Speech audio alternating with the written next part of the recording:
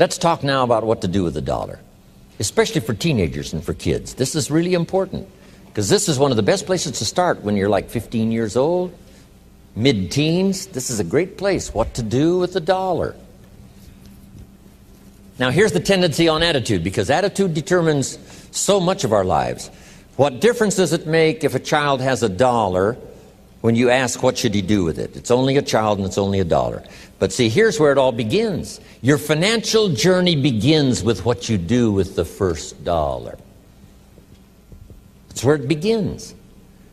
Now, sure, you can do the wrong things and finally correct that and get on a better path, but it all begins on what you do with your resources.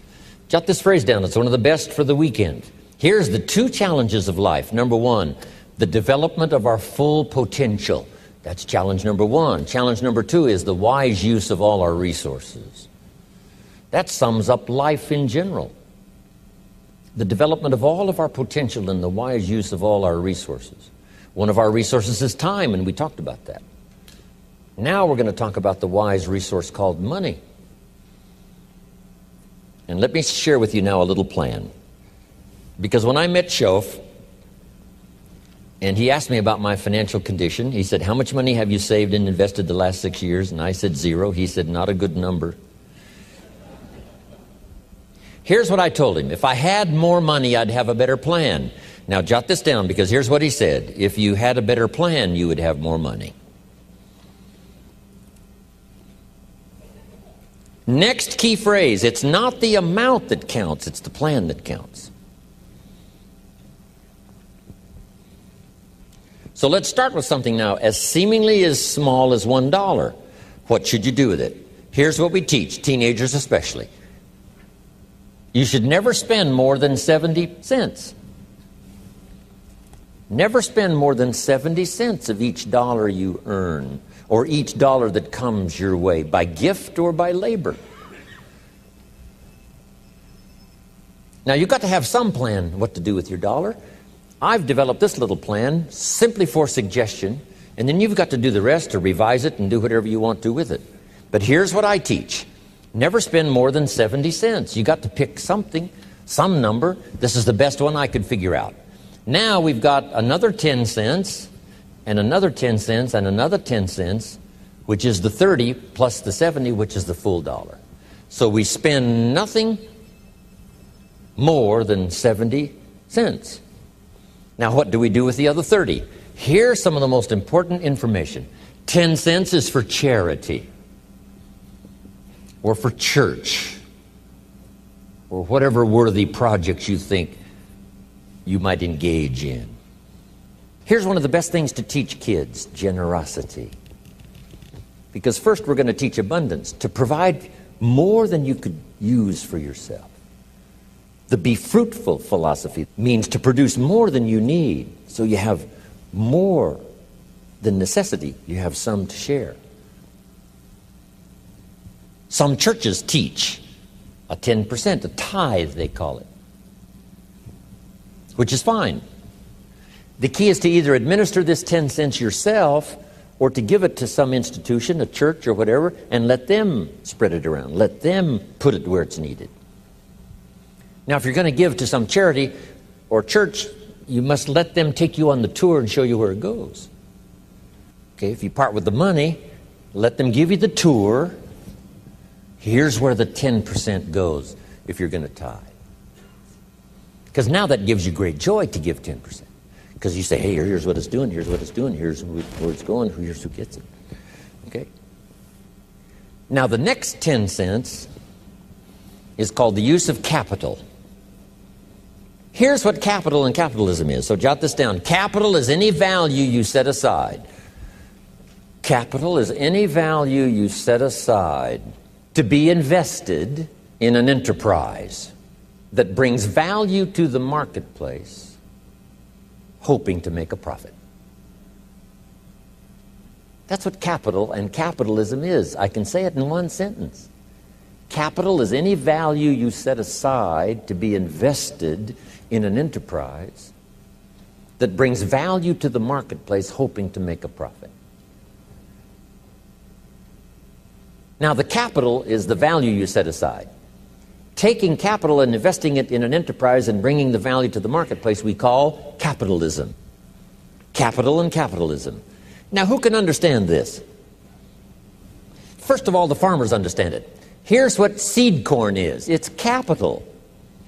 It's seed corn means the seed that you set aside to be planted in the ground, take care of in the summer, hoping to have a profit and a harvest in the fall. So the farmer sets aside his seed corn. Question, would he let his family eat it? No, this seed is not to be eaten. It's to be invested in the ground, to take a risk, cared for in the summer, harvested and multiplied in the fall. That's it. Now the same is true of some of your money. If you set aside, and I suggest, part of your capital should be set aside for an enterprise to show a profit.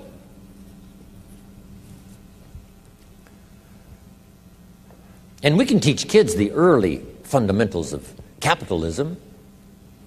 Now, once the kid has $1 profit, now what should he do with the dollar?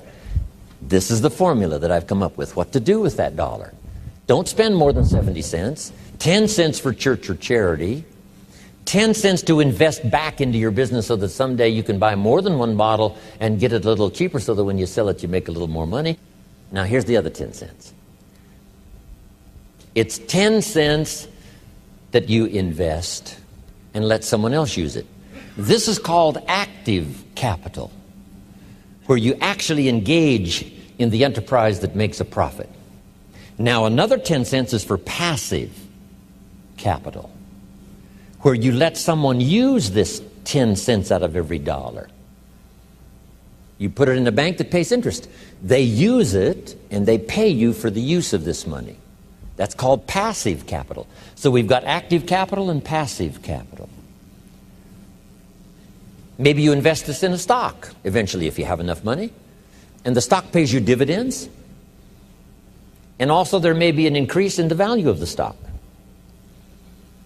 So this is the little formula I come up with: 70, 10, 10, and 10. It's very simple. And kids can figure it out, kids can understand it. Enterprises that kids can be involved in starting early. Now, when you first start, if you're an adult now, you may be in such bad shape financially that you couldn't do the 70, 10, 10, and 10. If you're in real bad shape, you may have to do the 97, 1, 1, and 1. Because it may take this to pay your bills if you haven't had a good plan up until now. But jot this down now. It's not the amount that counts, it's the plan that counts. So let's say you were in such poor financial shape, you had to start 97, 1 for charity, 1%, another 1% for active capital, another 1% for passive.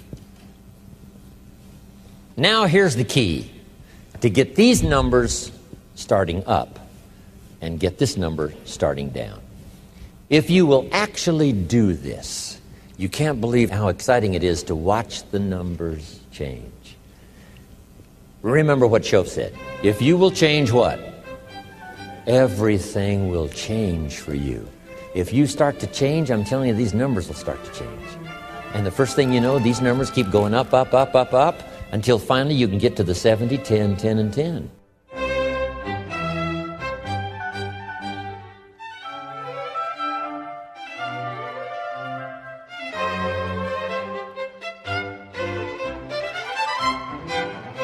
When I was 25 years old, my mentor, Mr. Shoaff, said, "Show me your current financial plan for the future." And of course, I didn't have one.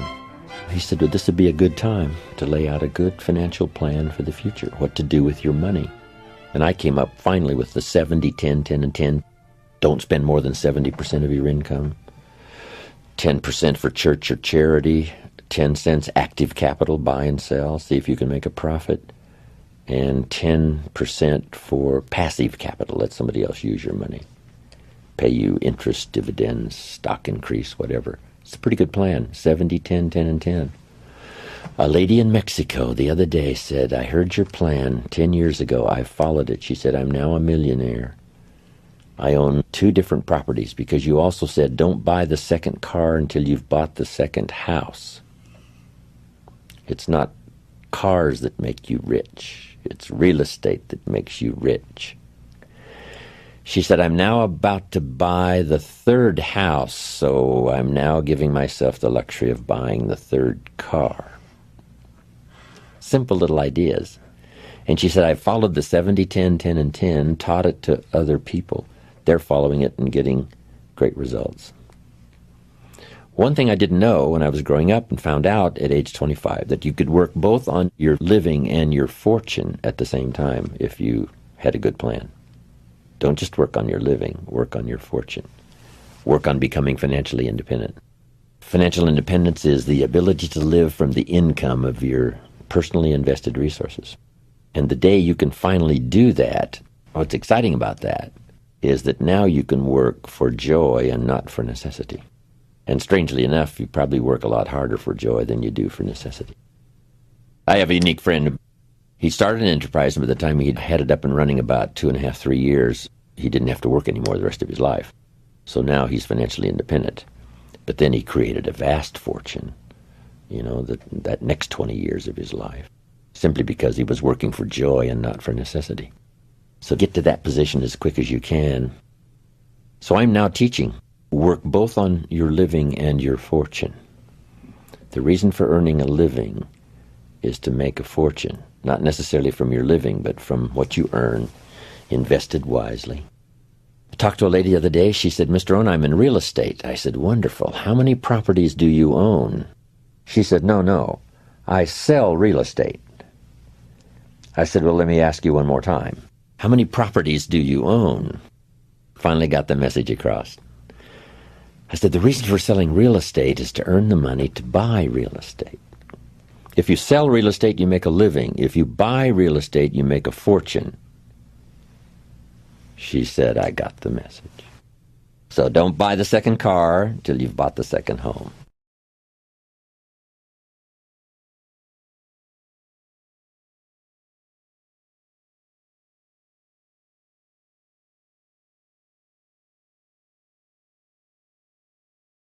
Time is precious. Life is not just the passing of time. Life is not just the passing of time. Life is a collection of experiences, their frequency and their intensity. Life is not just watching the clock tick away. Life is a collection of experiences, their intensity, their frequency. When my friend Mark died at age 44, someone says, that's young to die. But what if he lived 4 lifetimes in one? It might not be too young. Whatever the span of your life turns out to be, here's what you want to fill it up with: experiences and the intensity of those experiences. But now let's talk about the management of time. Now, jot this down: approaches to the management of time. Here's the first one: ignore the subject. I mean, that's good advice. Don't let anything overly bug you. Because remember now, you don't have to do anything. Someone says, well, I got to get a handle on my time. The answer is no, you don't. If you want to let it all go, you can let it all go. I mean, this is good advice. Somebody says, you ought, you ought, you ought. Jot this down. Ignore all the you oughts or you should. Only if they're giving general information. We should. It's better to say, if you're teaching, we should. Not you should, we should.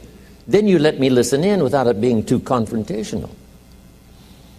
If everyone did this, see, that'd be great. And then you give a person a chance to choose to do it or not to do it. But when you start the you ought, now see, if I don't, now see, we've got some tension and maybe some problems. So you oughts seem to always create problems. Because this is personal dignity. And you don't want to destroy someone's dignity by doing all the oughts and they feel reluctant to do it. Now we've got problems.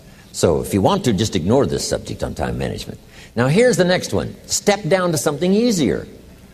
The guy's in sales and he says, oh, I want to own the company. Finally owns the company. Now he's got no time to play golf. He said, when I was in sales, I was making big money playing golf 3 days a week. Heck with this owning something. Heck with managing. My life was never my own after I started to manage. I'm going back to sales. See, this is the key.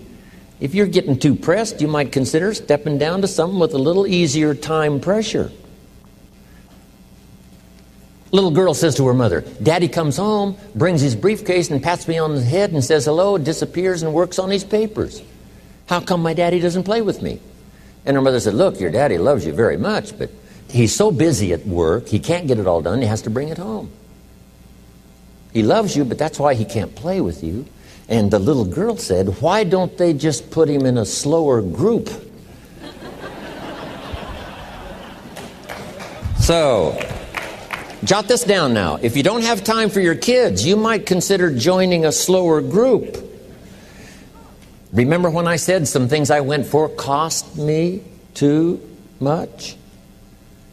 So reconsider. Next key to time management, and that's work longer and harder. But see, there's a limit to that. I almost lost my health the first year. I went so crazy about personal development and achievement. I just went bonkers. You know, I told you I was skinny. By the end of that first year, I was a walking shadow. And then it suddenly occurred to me, what if I got rich and too ill to spend it? I mean, that was a shocker. So I started developing a little more reasonable. Because I said, if 12 hours won't do it, I'll work 14. If that won't do it, I'll work 18. I mean, how many hours it takes. And sure enough, it cost me too much. So see, working longer and harder for some might be appropriate. You know, if you're just sitting around not doing that much, this might be good, work longer and harder. But you can only work so hard. Here's the key, not to work harder, but smarter. When you've worked as hard as you can, doing the best you can in terms of physical output in the time, reasonable time. Now here's the ultimate in the management of time, and that is you simply become more skillful. When I first got into sales, you know, I was around people that could get, 9 out of 10, 8 out of 10. And when I first started, I could only get 1 out of 10. But here's what I did. I worked around the clock, so that I would make up in numbers what I lacked in skill. That's good in sales. You got to jot that down. When you're new, you make up in numbers what you lack in skill. Now, when you become more skillful, the numbers can go down because now your persuasive ability and all of that is now so high that you don't need to put as many numbers out. But at first, if you want to compete or if you want to really get good, you've got to put in the numbers. But if you get more from yourself, develop more of yourself, now the time management becomes an easier task. Now here's the next thing. Either you run the project or it runs you. I've found out when you start something, at first you're in charge. All of a sudden, a year later, it's in charge. Some of the companies I started, I'm telling you, I'm in control. A couple of years later, I'm out of control. At first, I've got it on the run. 2 years later, it's got me on the run. Haven't got enough time. I'm dizzy with trying to get it all done. So here's part of the key, and that's to get in charge. It's easy to start something. First thing you know, you're out of control. It's in control. The enterprise you get started now runs you ragged. Because I did that when I had the whole 13 offices and the big entourage. I'm telling you, it was like short nights and long days and just sort of the never-ceasing demand for time and activity, which was fine. At that time in my life, it was fine, and created a lot of good results and laid some good foundation for a lot of future careers that came from those unique times. There's a pretty long list of people who were inspired by it and educated by it and participated in that program I had going. But then I rechanged the format to sort of rearrange my own life personally, which has paid off for me. Now I have a heavy workload, but if you finally get to the place where you have most everything done for you, I still farm in Idaho, but I'm what's known as a gentleman farmer. A gentleman farmer gives orders and other people do the work. It's different than being a farmer doing the work yourself. I know that because I was raised in the farm country where I still have my farm, but now I have the luxury of participants who look after my agriculture, look after my home building. My daughter looks after all of my accounts and my residences and my real estate, and I have good partners in business. That's extra luxury, where you can do your specialty and other people working make it valuable.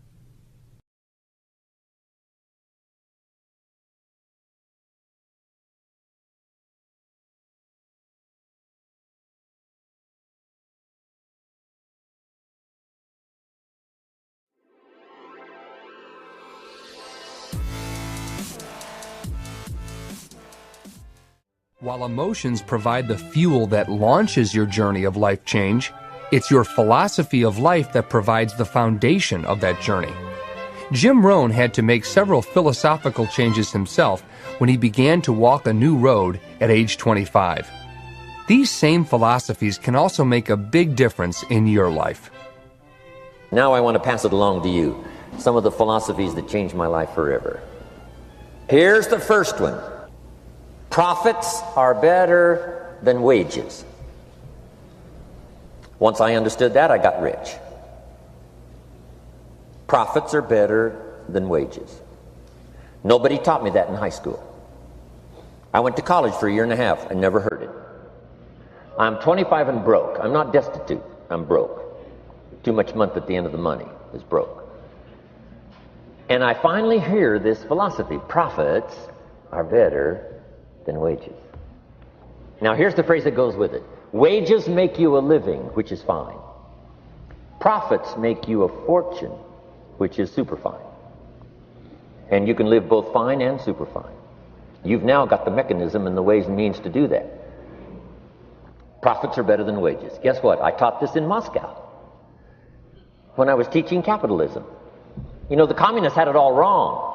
They taught that capitalism was, a big company that oppresses its workers. I mean, it was absolutely ridiculous. They had mentally lost it when they came up with this ridiculous philosophy. Communism taught capital belongs to the state, not the people. And we taught all these years what? Capital belongs in the hands of the people, not the state. That's why, of course, kids should pay taxes, because they can be capitalists, and all capitalists should pay taxes. And it doesn't take much to start an enterprise that makes a profit. I teach kids how to have two bicycles, one to ride, one to rent. I mean, how long does it take? How long does it take to make a profit? And you're on your way. So profits are better. Is capitalism better than communism? Communism said people are too dumb and stupid to know what to do with capital. So you must take capital away from all the dumb, stupid people and give it to the all-wise, all-knowing state. And let the state run everything. I mean, that was communism. And they devastated every country they touched. I've been to East Germany. It's taking $1 trillion just to clean up East Germany. They've already spent $500 billion. They got $500 billion more to go. I mean, every country they touched, and I've been in all of them, they devastated them all with their devastating philosophy. We teach capital belongs in the hands of the people. That's where the ingenuity is to bring goods and services to the marketplace. But once I understood this now, it was so incredible. Profits are better than wages. Now, when I first was recruited,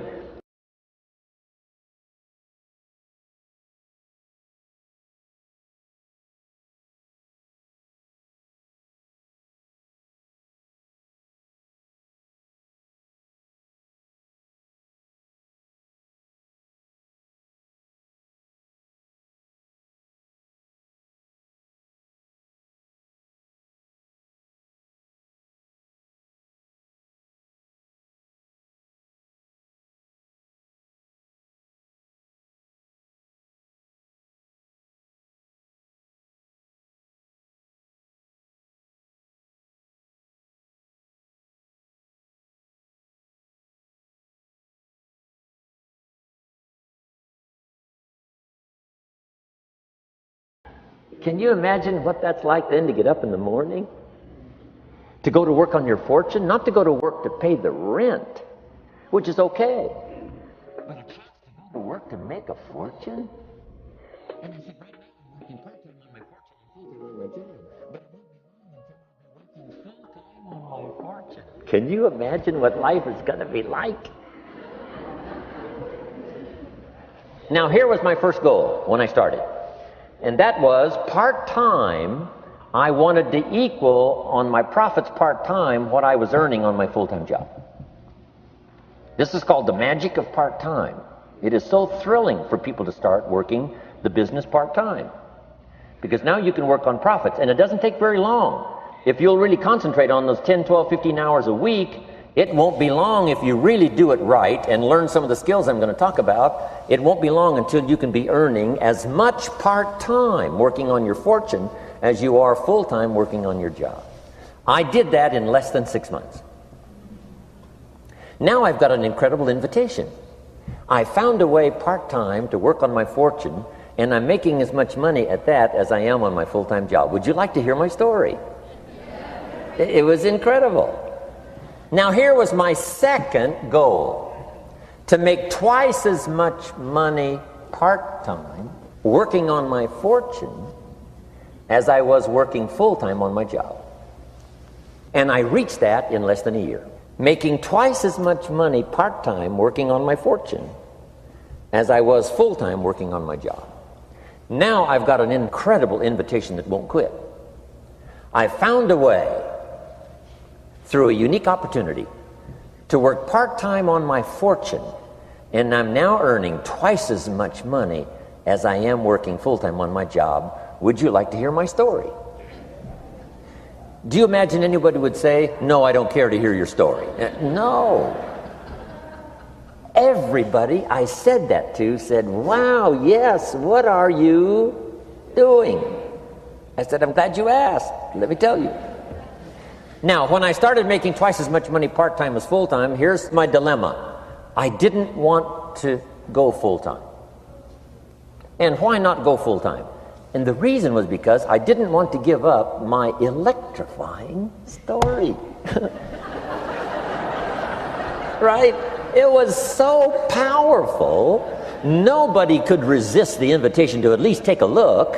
I didn't want to give it up. And I hung on for I don't know how long until it was, almost insane. And then finally, reluctantly, I gave up my full-time job. But now you can imagine the thrill and excitement of going to work full-time on my fortune. It was incredible. Here's the next one. Philosophy that helped change my life. It's not what happens that determines your life future. It's not what happens that determines your life future. It's what you do about what happens. All of us are in like a little sailboat. And it's not the blowing of the wind that determines your destination. It's the set of the sail. So jot this phrase down. It's one of the best to understand. Kids need to understand it. The same wind blows on us all. The wind of disaster, the wind of opportunity, the wind of change. The wind when it's upside down, the wind when it's favorable and unfavorable. The same wind blows on us all. The economic wind, the social wind, the political wind. The same wind blows on everybody. The difference in where you arrive in 1 year, 3 years, 5 years, the difference in arrival is not the blowing of the wind, but the set of the sail. And that's what learning is all about, to set a better sail this year than last year. To set a better sail. The first 6 years of my economic life, I wound up broke. Second 6 years, I wound up rich. You say, well, the Democrats must have finally gotten power. No.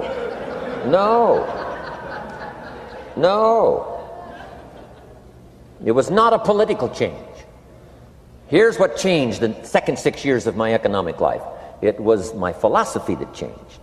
The set of the sail of better thinking, correcting the errors of the past and picking up new disciplines for the future. That's all I had to do at the end of the first 6. Correct the errors of the past and then pick up some new disciplines for the future. And my total life changed. The second 6 years was totally different than the first 6 of my working life. And guess who can do that? Anybody. Now you can keep on the same path for the next couple of years as you have the past 2. But if you wish to, and maybe everything's okay for you and you don't need to, but if you need to make some changes, I'm telling you, you can start doing it today so that the next 2 years will be drastically different than the last 2.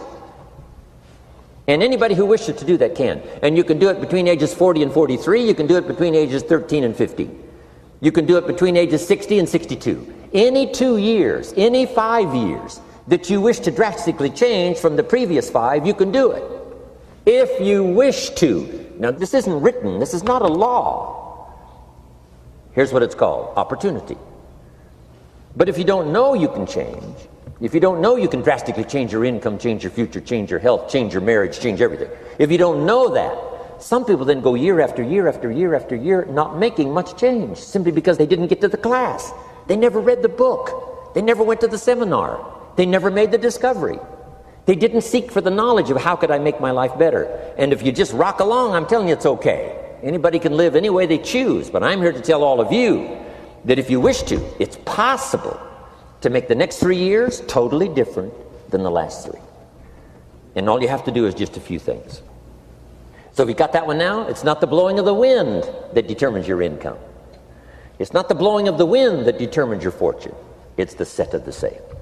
And that's why we gathered here today. Maybe I've got some ideas that'll help you with a couple of little things about setting the sail of your thinking that might drastically give you multiplied more benefit the next 3 years than you've gotten in the last 3. So it's not what happens. What happens to everybody.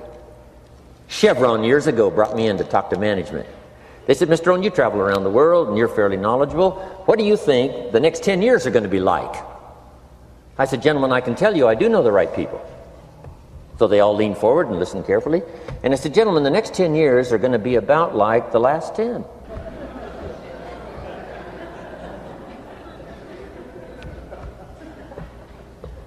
The next season after fall is... Well, I promise you that's not going to change.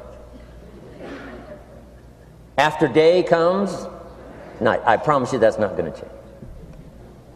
Here's how the last 6,000 years reads. If you want to make a note of Jim Rohn's vision of history the last 6,000 years, here's how it reads. Opportunity mixed with difficulty.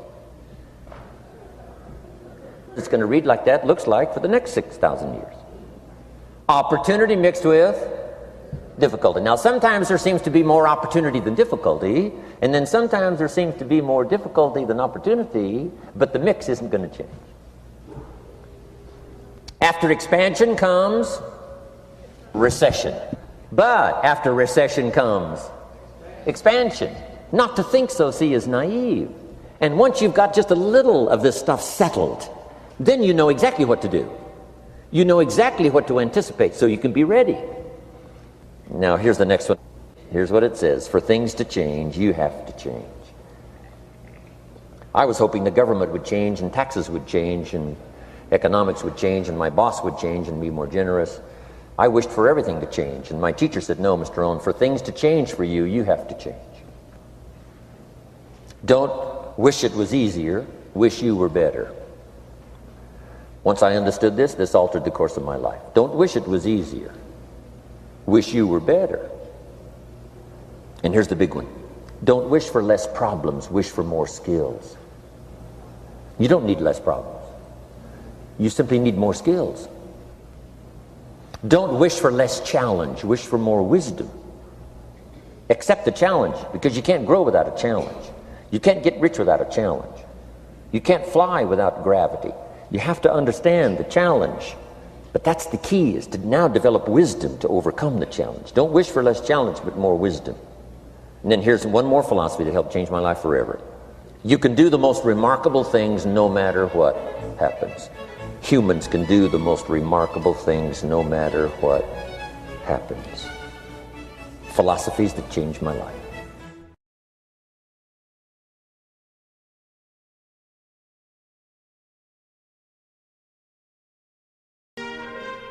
Okay, let's talk now of financial independence. Let me first give you my definition of financial independence. Number one, the ability to live from the income of your personal resources. This should be every person who lives in a free country, especially a capitalistic country. This should be everyone's goal, to someday be able to live from the income of your personal resources. Now, how many resources you need, right, depends on how you want to live. But if you wish to live modestly, it doesn't take all that many resources over a fairly brief period of time to have enough resources to live modestly. If you wish to live more lavishly, of course, you need to accumulate more resources. But that's my view of financial independence, so that you can live from the income of your resources. Now, here's what else that does. Now you can choose the work you do. Now you can choose to work or not work.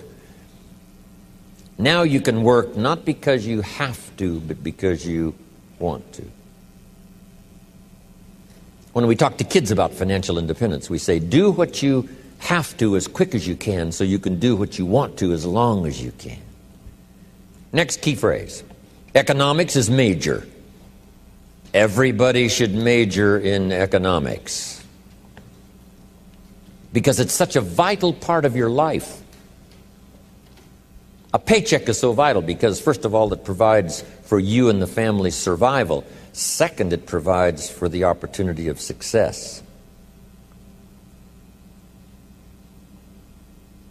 Some people feel we shouldn't spend that much time talking about money, but we really should. Someone says, well, you know, money is the root of all evil. Not true. Here's what it really says. The love of money is the root of all evil. And I'm sure everyone here has dispensed with the idea of falling in love with money, because that serves no purpose. Here's what's noble, what money can do. The projects it can support.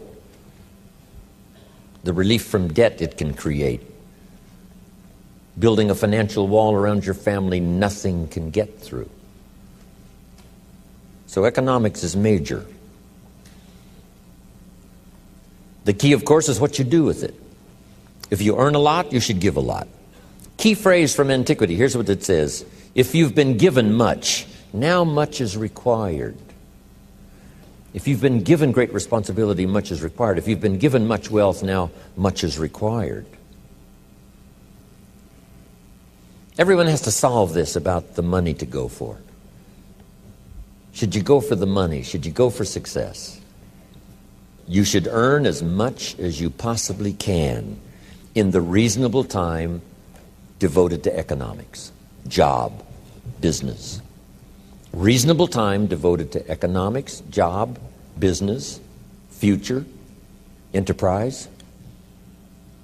With that enterprise and with that job, the key is to earn as much as you possibly can as you balance your life with everything else. Not at the sacrifice of your friendships, not at the sacrifice of values, not at the sacrifice of integrity, not at the sacrifice of wiping out other values in your life, but within balance of everything.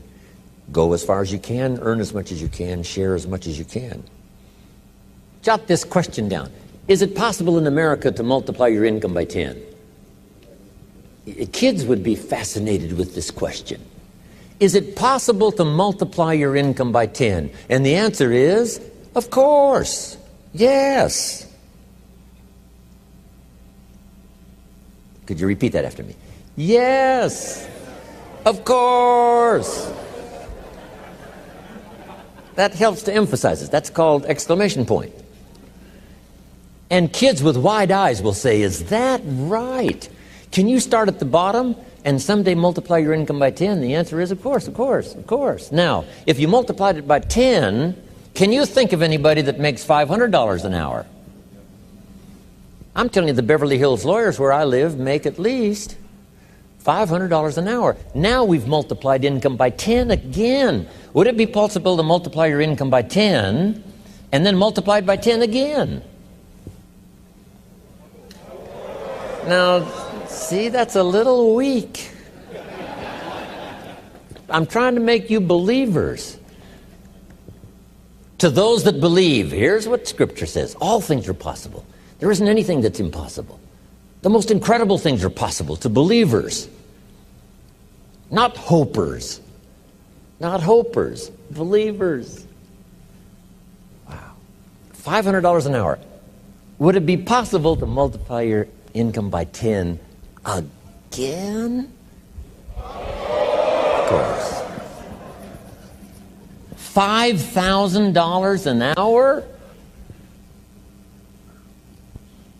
What do you suppose I get paid? I'm telling you, it's possible to multiply your income by 10 and then by 10 and then by 10. I lecture with Norman Schwarzkopf, the old general. Guess what he gets paid for his speech? $65,000 for 1 hour. 65,000, not 5,000, right? 65,000. I had lunch with Colin Powell, and I was on that speaking panel for one of those multi-speaker seminars. And I think he got paid like $70,000. It's a fun lunch with somebody that gets paid $75,000 for an hour. Unbelievable. Now, the person that's on up here, right, like Bill Gates and, who knows who else here, that makes $68 million in 1 year. We say, well, is that legitimate to pay someone $68 million in 1 year? And the answer is, of course. If they helped the company make $1 billion last year, would the company pay them $68 million? And the answer is yes, it's chicken feed. It ain't that much. Key phrase to jot down: everything is relative. Everything is relative.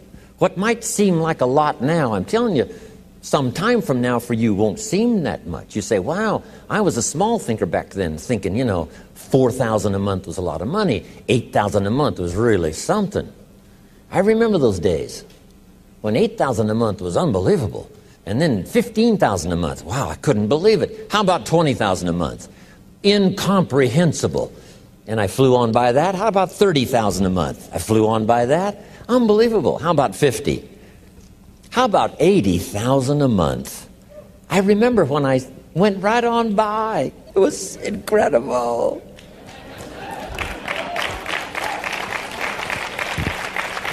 Getting paid by the week. I remember when it was, right, $20,000 a week and then $30,000 a week. How about $40,000 a week? How much property will they let you own? As much as you want, all you want and all you wish. Here's the country you live in. All you want and all you wish. That's about as good as we can make it. Next, here's the philosophy of the rich and the philosophy of the poor. First, the philosophy of the poor. Poor people, now this is not demeaning now, this is simply people of modest means. People of modest means tend to spend their money and invest what's left. If they have anything left over, they might save it or invest it. That's the philosophy, the poor philosophy. To spend your money, save what's left. Here's the philosophy of the rich. To invest your money and spend what's left. It's the same money. It's just a different attitude and a different philosophy. Either spend your money, save what's left, or invest your money, spend what's left. Now here certainly is the better philosophy, to invest your money and spend what's left.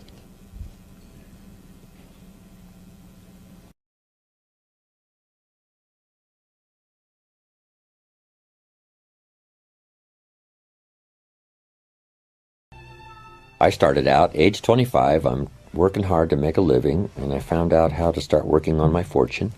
That might not be for everyone. But you can turn part of your present income, if you think I've got to stick with a job for 30 years and retire, if that's your mindset and you want to do that, fine. But now you must wisely use the resources from that income to make a profit, even if you let other people use the money and pay you interest and dividends. If at least you do that, whether you buy and sell or not. But who couldn't? If you worked on a job for 40 years, why couldn't you buy a piece of property and sell it for more than you paid for it?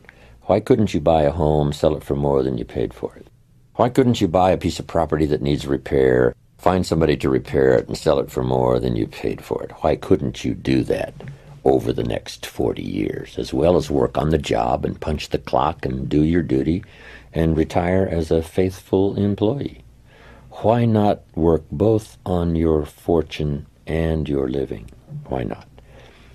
If the least you did was to take part of what you've earned as a living and let someone else use it and pay you for the use, if you did that over 40 years, you would easily be financially independent, not from your job, but from your investments. Then if you can find other ways, because it's stimulating. Who was it said? Was it Eisenhower? Someone said, find a piece of property and leave it better than you found it.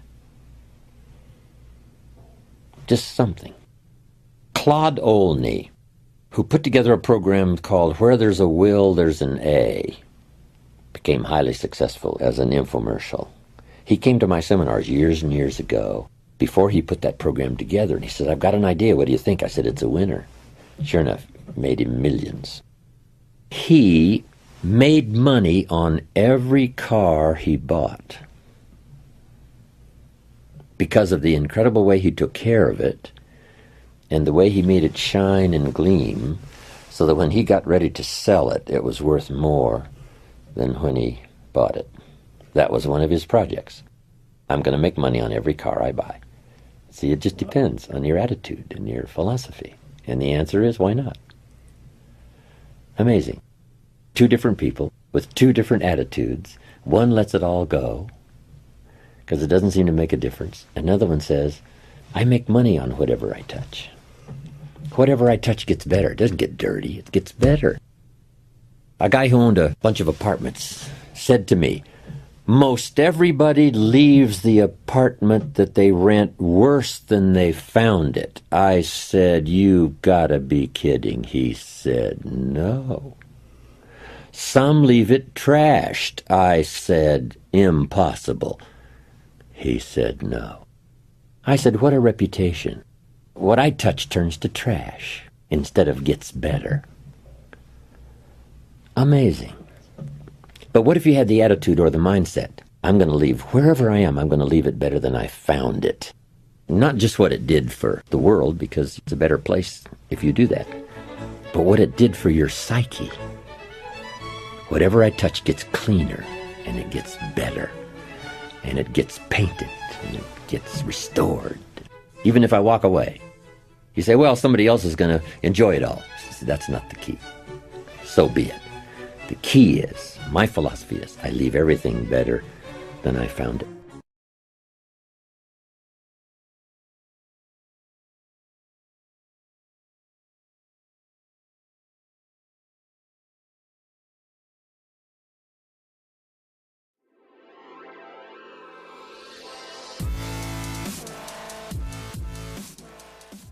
To complete your life-changing recipe, there are a few other critical ingredients that can make the difference: a remarkable attitudinal quality and two heartfelt questions.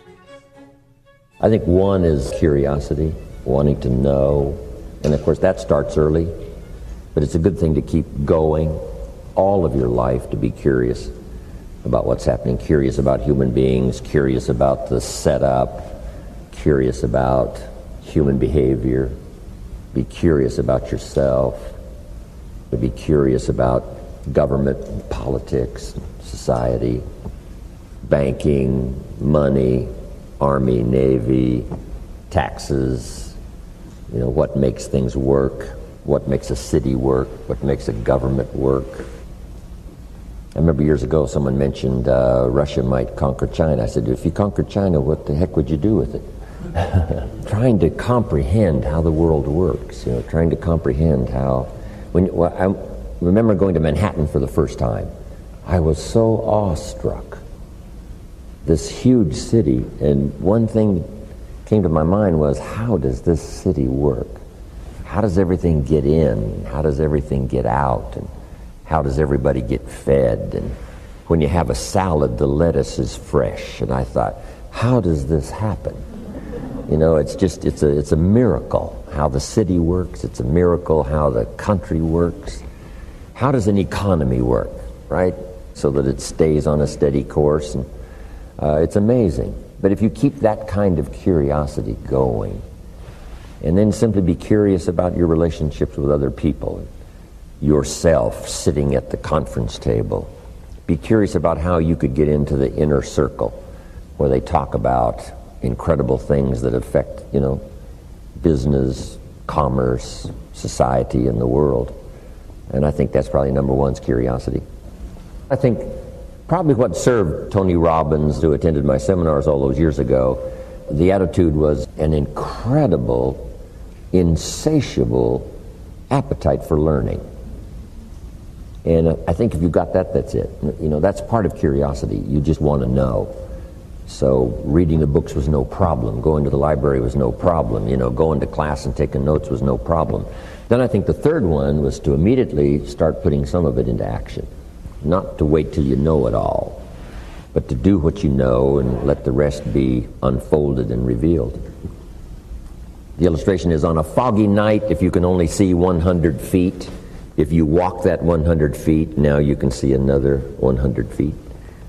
Take it a bit at a time. But for those components that really start someone on the road to success, I think that's it. Curiosity, appetite for learning, and willingness to put it all into activity right away. Then probably willingness to take constructive criticism, not put down, but criticism. It's okay But here's another way to consider. If you just added this, I'm telling you, it'd make you twice as powerful. Somebody says, wow, I'll consider that. So there's unique ways to say it, and then there's, the blundering ways to say it. But if you can get people to give them credit for what they're already doing, add a few more things, a bit of refinement, that's it. People willing to accept that kind of constructive analysis of how they're doing. Those are some good components. I asked two good questions, I think, that are really vital, especially for mature people. Number one, what's got you turned on? Question number two, what's got you turned off? Two excellent questions. Food for thought. Years ago, shortly after I met Earl Schoaf, I finally found out what had me turned off, and I got that cured. And I got enough reasons to get turned on. And from that day until this, no one has ever said to me, when are you going to get going? When are you going to get off the couch? When are you going to get started? I've never heard that since I was 25 years old. Once the fires were lit for me, they've never gone out. I've gone through my challenges from rich to broke and back to rich, and I've been through it all. But I've never had someone say, you got to get up from here and you got to get going. Never. And I don't really know how to teach it, and I really don't know how to explain it. All I know is if it ever happens, it's one of the great experiences of a lifetime. Get enough reasons to turn you on. And then just keep adding some more so that you never lack for emotional or physical vitality and spiritual strength to just keep going, to make your life as good as you can, go as far as you can, earn as much as you can, share as much as you can, be as much as you can to the people you love and care about, live as well as you can. If you once develop that thirst and the zest. But it's interesting. What's got you turned off and what's got you turned on? See if you can't cut loose from the stuff that's got you turned off. Maybe it's negative attitude. Maybe it's poor thinking. Maybe it's doomsday thinking. The whole world is going to the dogs anyway. Why try? A good sermon or lyrics of a song, conversation with somebody of value might help you turn that kind of attitude around. Like, it's never going to happen for me. Why not? Can a boy 8, 9 years old buy a bottle of soap for $2 and sell it for $3 and say, yes, he probably could? Say, then that means everyone has an answer. Doesn't matter who it is. Everyone can. Not everyone will, but everyone can. And there's no reason why you can't.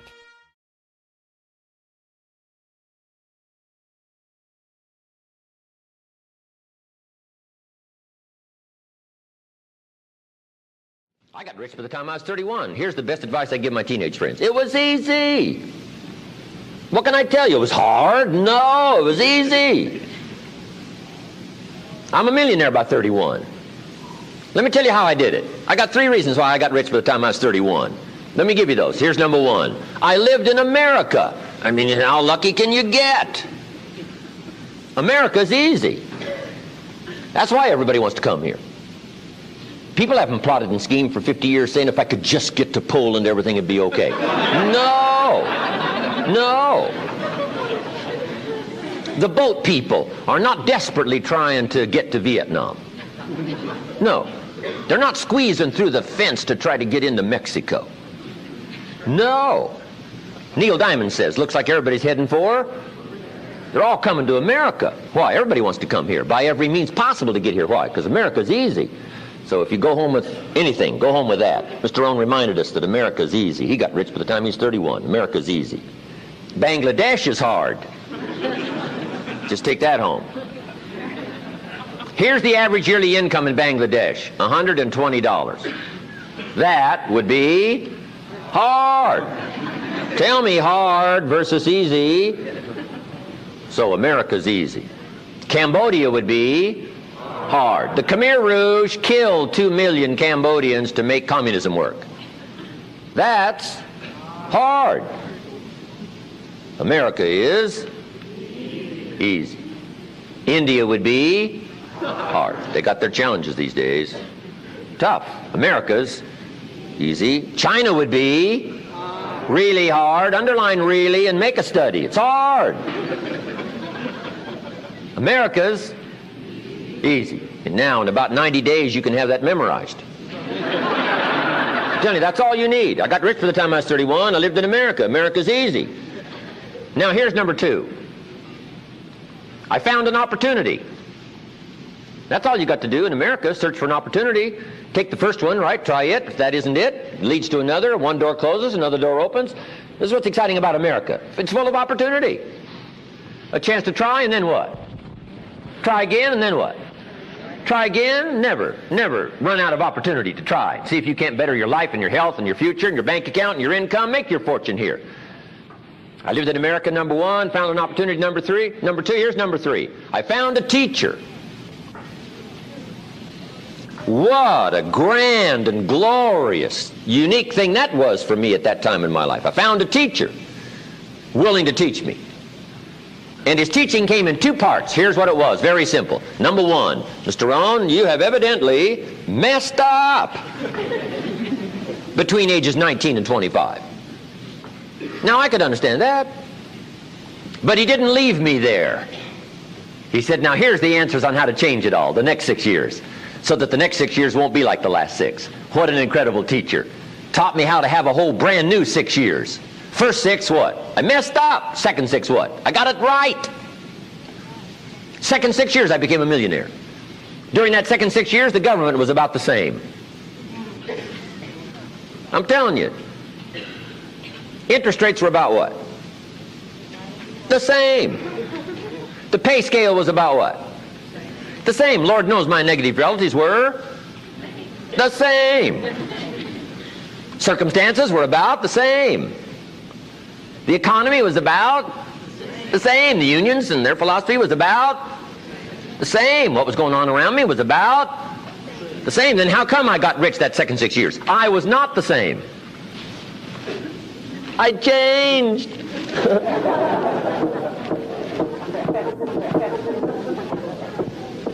You say, well, Mr. Rohn, if you can do that, can anybody do it? Yes, I invite you on that journey. Anytime you want to.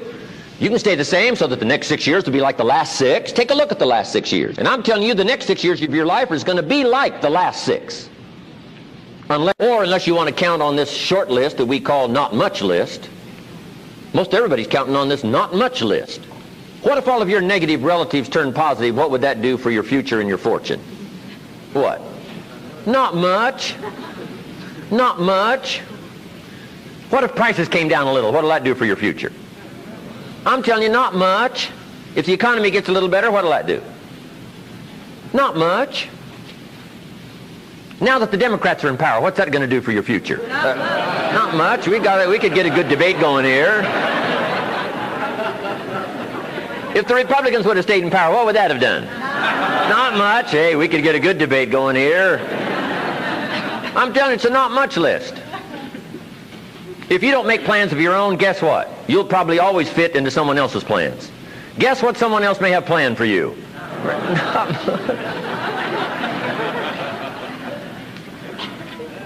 Then what's going to make the difference? You're going to have to make the difference. You're going to have to take charge. Now, Mr. Schoaf, my teacher, gave me a promise, and I want to give you that promise now. Here was the promise I got, and I bring it to you. Here's what my teacher said. If you will change, Mr. Rohn, he said, if you will change, everything will change for you. You don't have to change the government. You don't have to change prices. You don't have to change taxes. Forget all that. He said, if you will change, everything will change for you. And the first thing you start changing is what? Your philosophy. You start changing your mind. You start changing how you think. You start picking up new ideas and information. Gather new knowledge. Make better decisions about what's valuable. And I'm telling you, if you'll do that, your whole life will change. Your health will change. Your relationship with your family will change. Your ability to cope with challenges and problems will change. I'm telling you, income, promotions, all of it will change. If you will change, it'll all change. If you won't change, it isn't going to change. You can keep your fingers crossed if you want to and hope they'll straighten it out. You can wish for the wind not to blow quite as severe, but I'm telling you, wishing for the wind to change in your favor, we call naive at best. Don't do this any longer. Wish for a better wind. The key is to wish for the wisdom to set a better sail. Utilize whatever wind it blows to take you wherever you want to go. That is the philosophy I picked up at age 25, and it revolutionized my whole life. And here's what I found. I found it was easy. I got rich by the time I was 31, and it was easy. Now here's my definition of easy. Got to jot this down. My definition of easy, meaning something I could do. I figure if it's something you can do, it's easy. Now here's a parenthesis. Parenthesis, I worked hard at it. I found something I could do which was easy, but I worked hard at it. I got up early and stayed up late, worked hard that 6 years. But what I did was easy, meaning it was something I could do. You say, well, Mr. Rohn, if it was so easy, how come everybody else around you during that 6 years, how come they didn't get rich? Here's why. It's easy not to. How else would you describe it? That's it. You say, no. For all of the rest of them, it was hard for them and it was easy for you. That's not true. You couldn't debate me on that in front of this intelligent audience. But here's the challenge. Let me give it to you in a philosophical phrase. I tend to be a little philosophical. Here it is. The things that are easy to do are also easy not to do. That's the difference between success and failure.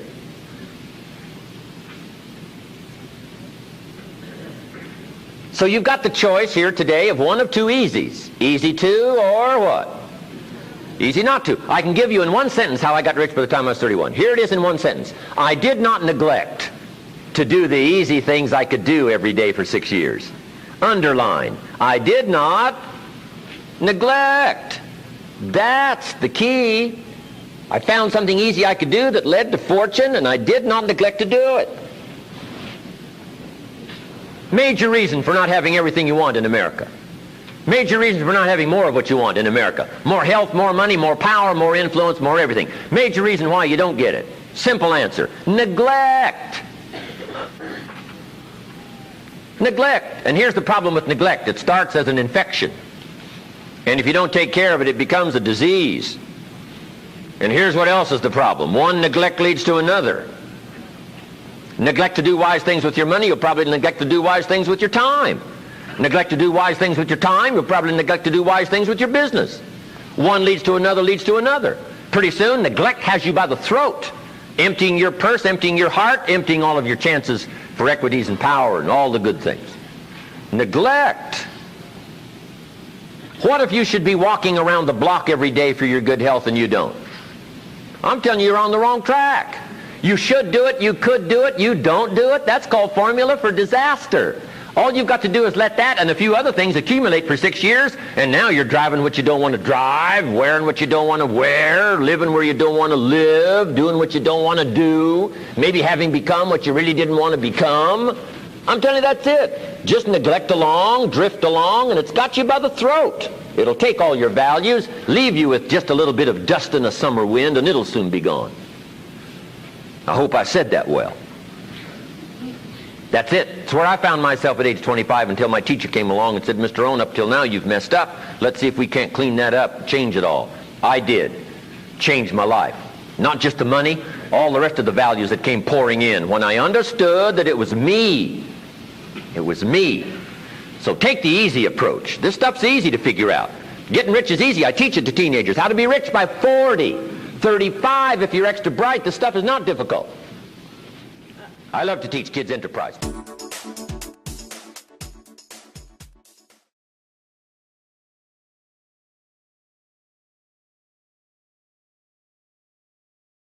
Now, there's a Bible story that teaches the law of averages. It's an interesting story called the parable of the sower. The parable of the sower, the story of the sower. And if you haven't read it for a while, it's an interesting, very interesting story to read. It's a great illustration of the law of averages, the parable of the sower. The sower in the ancient days was the guy that planted the crops. They called him the sower, right? They got the ground ready. I don't know just how they all got it all ready, right? But they got the ground ready. And this guy called the sower was the planter of the crops. And he would take a bag of seed, walk across the field, and he would, right, sow the seed and plant the crops. They called him the sower. Now, the story of the sower is a typical story of life and people and results and what you can expect, right? And then you let the obvious be your best teacher. Now, when you read the story of the sower, you'll come up with some interesting points.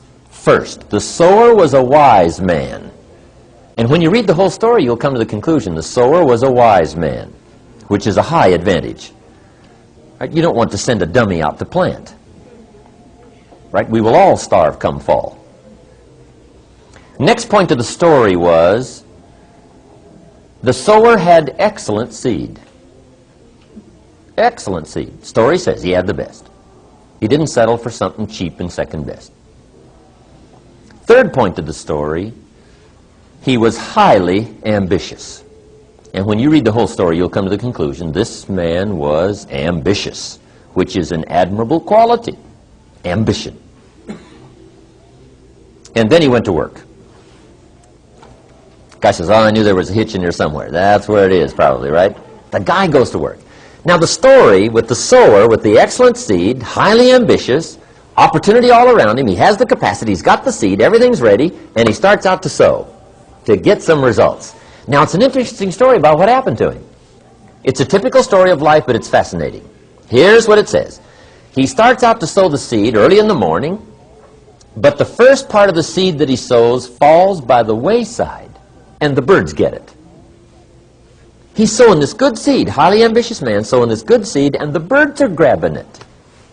He sows some more, and the birds grab that. He sows some more, and the birds grab that. Now, remember, this is a typical story of life and people.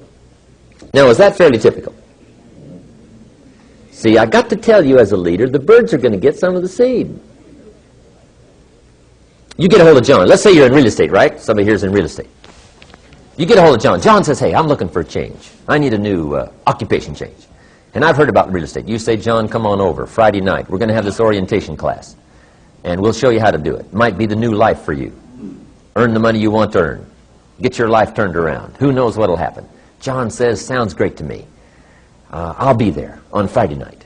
Learn all about it. I'll probably be one of your best salesmen. Say, okay, see you Friday night. Now, come Friday night, 7:30, supposed to start. John's not there. Say, well, maybe the traffic's a little heavy. So we wait till 7:45. About 8 o'clock, we come to the conclusion. What? He's not going to show. Question. What's happened since this unique conversation that you had with John, and you dropped on him this great idea, you've got the explanation, helped change his life, he said he would agree to be there, and he's not there. What's probably happened between then and Friday night? The birds done got the boy. Got him. And who knows who the heck it might be, right? Maybe it's his brother-in-law, right? Says, real estate, you're not going to mix up in that, are you? Talked him out of it. Or his plumber. Says, let me tell you about real estate. His plumber. Now, if you get the message back as to what happened, see, here's where you might get off track. There's a couple of things you can do when the birds are grabbing the seed. One is you can chase birds. See those dirty birds, and away you go after the birds. You say, wait till I get a hold of his brother-in-law. I'll straighten him out. Tear him a new page. What does he know about real estate? His plumber. Now, see, you're off trying to straighten things out, rather than accepting it as it is. The best study of life is how it is, not how you wish it to be, not how you wish to rearrange it, how to take advantage of how it is. Some people would rather get even than to get ahead. They get off course. See, if you're off chasing birds, you have left the field. You're not sowing anymore. Now your chances go down instead of up. There's some things you don't try to cure. There's some things you ignore. Here's what it said this wise sower did. It said he ignored the birds, and he kept on sowing. How clever. There's some things you just got to accept. That's the way it is. So he keeps on sowing. And here's the key. If you keep sowing, you can sow more than the birds can get. But the birds are part of life. And don't press me why. I didn't arrange all this. I don't know. It's just the way it is. So he keeps on sowing. Now the story says This sower keeps on sowing. Now the seed falls on shallow ground, rocky ground, where the soil is shallow. And it says the little plant starts to grow. This time, the birds didn't get it. But the first hot day, these little plants wither and die. Now that's kind of disappointing, isn't it? But see, that's bound to happen. This time you recruit John. John says, I'll be one of your best. He doesn't show up at the third meeting. You say, where's John? Say, I don't know. Somebody said, boo. And he...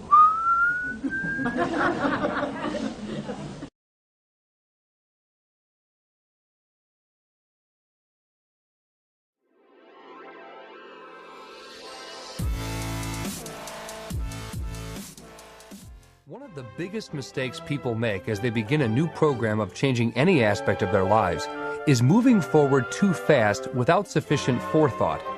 It's similar to trying to drive to a destination by getting in your car and speeding away with no map to guide you.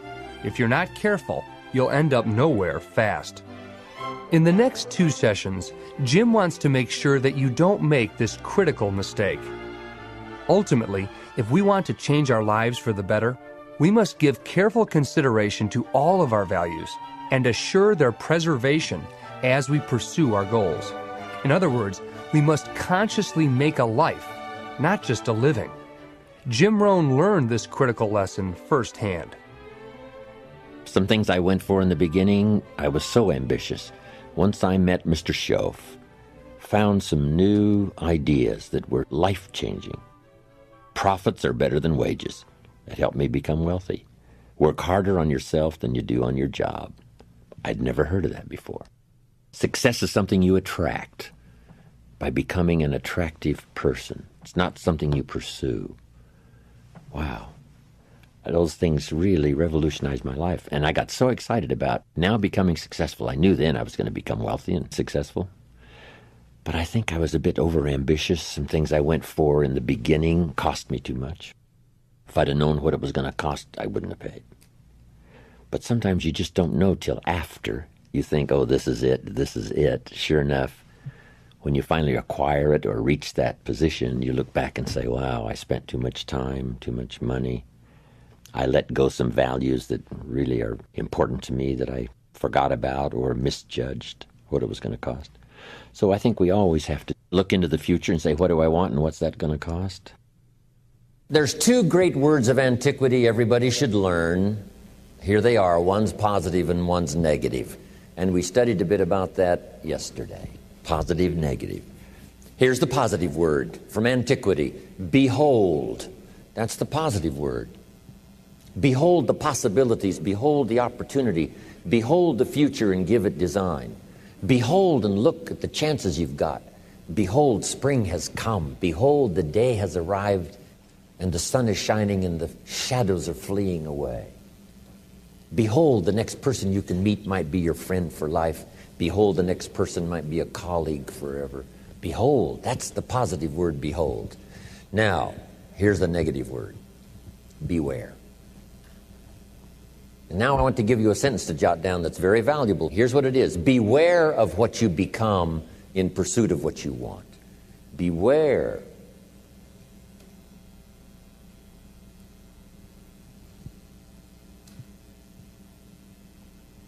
All of our lives, we have to deal with behold and beware. When a kid goes to school, it's behold the opportunity and beware the dangers. Behold and beware.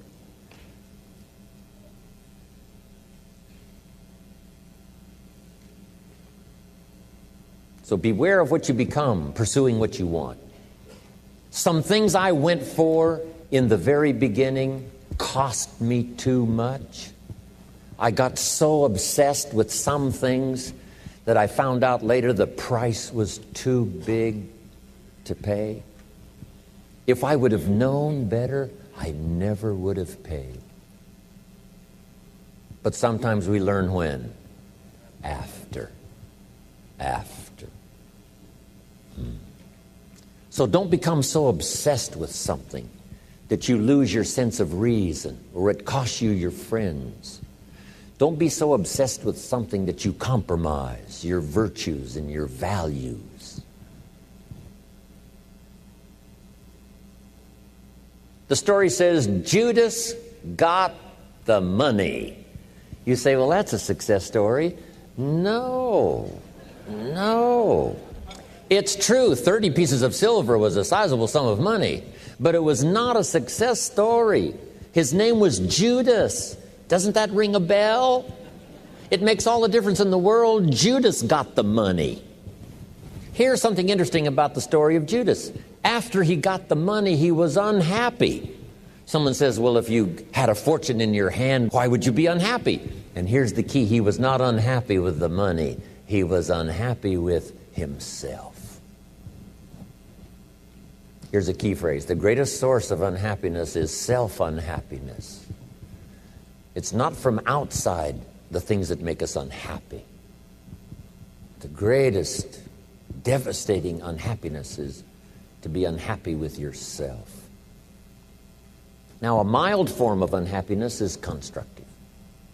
The desperate form of unhappiness is destructive. It's like worry. We should all worry a little, but not let it destroy our lives. If you're in New York about to step off the curb in downtown Manhattan and the yellow taxi's coming, best you worry enough to get your feet back up on the curb lest you get yourself wiped out. So it's called caution, but not undue caution. It's called fear and worry, but not the worry that kills you, not the worry that destroys you. It's like hate. You don't need to hate your job. Save your hate for the important things like evil, like the weeds that attack your garden, like the diabolical ideas that try to entice your children. Right? You don't need to hate everything. I hate this, I hate that. That's the misuse of your hate. Save it for the things we really must hate. But this is so important now to beware. Judas was so unhappy, he tried to take the money back. They said, heck with you, we got what we wanted, you got what you wanted, out. They threw him out with his money. Now he becomes so desperate, he goes out and hangs himself for what he did. He became a traitor. So that's the caution now. If Judas could speak back to us in any kind of clear language, here's what he might say. Beware of what you become in pursuit of what you want. Don't sell out. It's not worth it. The whole balance, I think, is important all of your life. For our kids, so much learning and so much play and so much education and so much time off. And you have to just not overload kids with too much time to learn. A little change of pace.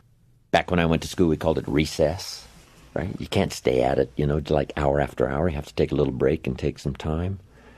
But it's true as an entrepreneur. It's true in a sales career. It's true for a minister of a church. Whatever you're in, is to find that balance of working hard so that the job gets done, but also taking the time. I used to work hard and think, wow, I should have my family on the beach. And then I'd take my family to the beach, and at the beach I'm saying, wow, I should be at the office. So you just have to learn to say, when you're at the office, do the office stuff. When you get to the beach, forget the office for a while. And that balance is important. It's important in good health, right? They had this diet that said high carbohydrate is the way to go, right? Sure enough, it wasn't. Now it's all finally turned around, and we know a lot more. And it's called high protein, low carbohydrate, and all the rest. So you just have to keep up with whatever's happening. Be a student, not necessarily a follower. You pick up a book on nutrition. This one says, if you do this, you'll live forever. You pick up the second book, and it says, if you do what that first book says, you'll die young. And then the question is, what should I do? Which book should I follow? You say, no, read them both and then make up your own mind. Be a student, not a follower.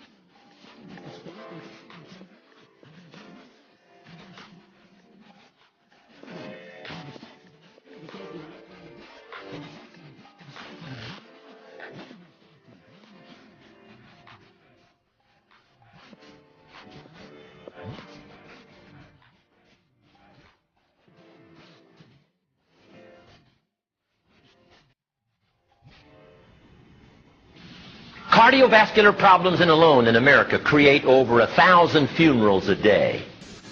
And 70% of it is neglect. I'm asking you not to hope they're going to fix this out here next year so that you'll be healthier. I'm asking you to pick up some new disciplines so that you will be healthier.